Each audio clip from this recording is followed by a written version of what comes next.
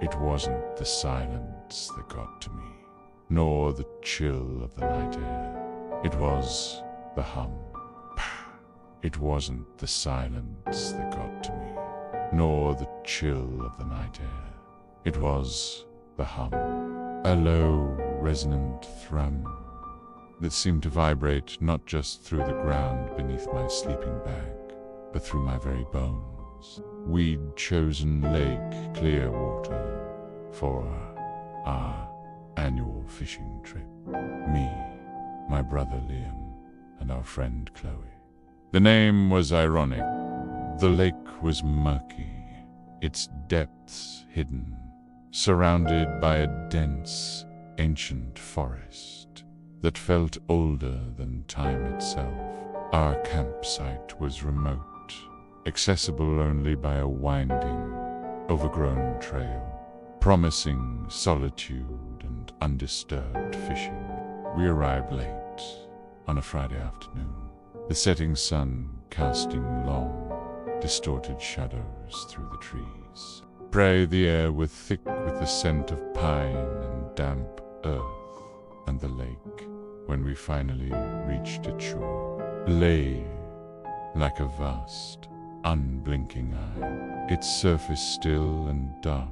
We quickly set up our tents, built a roaring fire, and cooked a simple meal. Pitch, the crackle of burning wood, and our easy chatter, cutting through the growing quiet of the wilderness.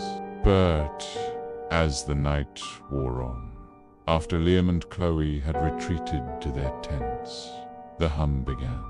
It was faint at first, barely perceptible, like the distant rumble of heavy machinery. I assumed it was a far-off truck, or perhaps some natural phenomena, but it persisted, growing steadier, deeper, settling into a continuous, low throb that resonated within the chest. It felt deliberate.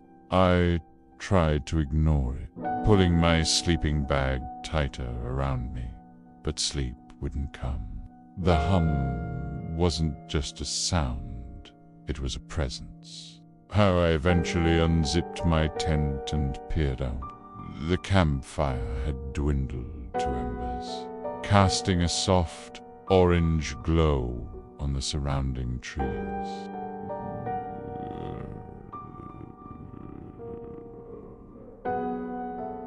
I can tell you how, too. The lake, just beyond, was a vast expanse of inky blackness, reflecting the faint starlight above. The hum seemed to emanate from its very depths, driven by an inexplicable curiosity, or perhaps just a growing unease. I crept out of my tent and walked towards the water's edge. The hum intensified with every step, vibrating through the soles of my feet, crawling up my legs. When I stood at the shore, it was almost deafening, a deep, guttural vibration that seemed to come from directly beneath the water's surface. It felt alive. And then I saw it, a faint, greenish glow deep beneath the murky water, pulsating in time with the hum. It was distant, distorted by the depths, but undeniably there. It wasn't a light from a boat or another camp. It was too deep, too eerie. It was a cold, alien luminescence that sent shivers down my spine. I stared, transfixed, until a sudden gust of wind, cold and damp, swept across the lake, extinguishing the last embers of the fire and plunging the camp into near total darkness. The hum, for a moment, seemed to falter, then resumed, stronger than before, pounding, pulling the zipper shut with trembling hands. The next morning, the hum was gone. Bleak lay, calm and deceptively benign under the morning sun. I told myself I'd imagined it, or that it was some strange echo from the distant highway. But the memory of that green glow and the bone-shaking hum lingered. Liam and Chloe were their usual selves, oblivious. I didn't tell them. How could I? We spent the day fishing. The lake was unusually quiet. Few birds, no squirrels chattering in the trees. The fish weren't biting either. It felt empty. Around midday, while casting my line, I noticed something strange floating near the shore. It was an old wooden toy boat, intricately carved, but waterlogged and covered in algae. It looked ancient. Certainly not something a modern kid would play with. "Look at this," I called to Liam. He came over, picked it up, examining it. "Must have sunk years ago," he mused, turning it over in his hands. "Peel." He tossed it back into the water, where it bobbed for a moment, before slowly sinking back into the murky depths. That evening, the hum returned, fainter than the night before, but undeniably present. And this time, it brought something else. A subtle chill in the air, a dampness that clung to everything, even by the warmth of the campfire. I kept glancing at the lake, but saw no green glow. Still, the feeling of something vast and ancient stirring beneath the surface was palpable. The next morning, things escalated. We woke to find strange objects placed neatly outside our tents. Outside mine was a perfectly smooth, dark stone, still wet, as if it had just come from the water. Outside Liam's was a small, crudely carved wooden bird, also damp. And outside, Chloe's a single, perfectly white feather, glistening with moisture. No one confessed to placing them there. Liam joked about prankster campers, but I saw the uneasy glance he exchanged with Chloe. They were starting to feel it too. That afternoon, Chloe started acting strangely. She became withdrawn, staring out at the lake with a vacant expression, humming softly to herself. A low, tuneless hum that was eerily similar to the one I'd heard from the water. We tried to talk to her, but she barely responded. Her eyes glazed over. "Chloe, are you okay?" Liam asked, touching her arm. She flinched, then looked at him with an expression that wasn't hers. It was cold, distant. "The lake. It calls," she whispered, her voice flat. "It wants us to listen." We dismissed it as a strange reaction to the wilderness, perhaps a slight fever. But later, as we sat around the campfire, Chloe began to speak. Not to us, but to the lake. She described things, structures beneath the water, ancient and dark, things that shouldn't be there. She spoke of a presence, not evil, but incredibly old and incredibly lonely.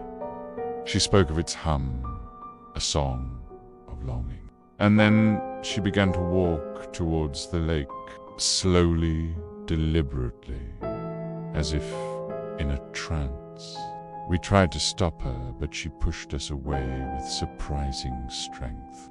"It wants to show us," she murmured, her eyes fixed on the murky surface. Liam and I exchanged a terrified glance. This wasn't Chloe. This was something else, speaking through her. As she reached the water's edge, the hum intensified, now a powerful, resonant vibration that made the ground tremble. The surface of the lake began to ripple, not from wind, but from a profound disturbance beneath. by. And then, slowly, sickeningly, a shape began to emerge from the water. It wasn't a cabin or a boat. It was a massive, impossibly ancient structure, covered in centuries of silt and algae, vaguely organic in its shape, like a colossal, multi-limbed creature rising from the depth. It was immense, black against the fading light, dripping water that smelled of decay and something metallic. Strange, geometric patterns, impossible to comprehend, seemed to writhe across its surface, and from its core, radiating through the murky water, pulsed that same greenish glow I had seen the first night. Chloe stood at the water's edge, arms outstretched, a look of serene ecstasy on her face. "Brew, it's beautiful," she whispered, tears streaming down her face. "It's finally showing itself." "Chloe, get away from there," Liam yelled, his voice cracking with fear. He lunged forward, grabbing her arm, trying to pull her back. But Chloe resisted, pulling towards the rising mass. As the grotesque structure rose higher, slowly breaking the surface, the hum became a deafening roar. My ears rang, my teeth ached from the vibration. Below, water churned, revealing glimpses of more impossible architecture, vast and sprawling beneath. And then, from somewhere within the dark, it wasn't an eye in the biological sense, more like a lens, a window into something ancient and terrifyingly intelligent. The eye blinked, and a wave of pure, concentrated dread washed over me, a feeling of utter insignificance. It wasn't looking at us with malice, but with a profound, terrifying curiosity. It was observing, assessing, and then, slowly, a tendril thick as a tree trunk, slick with ancient slime, snaked out from the mass, moving with impossible speed towards Chloe. Liam, screaming, shoved Chloe out of the way. The tendril missed her, instead wrapping around Liam's leg with surprising gentleness. But the gentleness was deceptive. As it tightened, Liam screamed, not in pain, but in sheer terror, his body contorting as if pulled by an invisible force. The tendril, now holding him firm, began to retract, pulling him inexorably towards the rising structure, towards the colossal green eye. Liam yelled, reaching out, but it was too late. He was dragged into the black, churning water towards the pulsing green light within the structure. As he vanished beneath the surface, the hum reached a crescendo, then slowly began to recede, fading back into the depths. The colossal structure, still dripping and ancient, began its slow, agonizing descent back into the murky water, the green eye closing as it sank. Chloe collapsed, sobbing, her eyes wide and terrified, as if waking from a nightmare. What happened?" She choked out, her voice shaky. She remembered nothing. I dragged her away from the lake, away from the hum, away from the place where my brother had been swallowed by something ancient and unknowable. We ran blindly through the darkening woods, the hum of the deep still vibrating faintly in my memory. We never looked back. We never spoke of Lake Clearwater again. But sometimes late at night when the world is quiet, I can still feel that low, resonant thrum deep within my bones, a terrifying echo of the entity that lives at the bottom of Lake Clearwater, forever calling out for someone new to listen.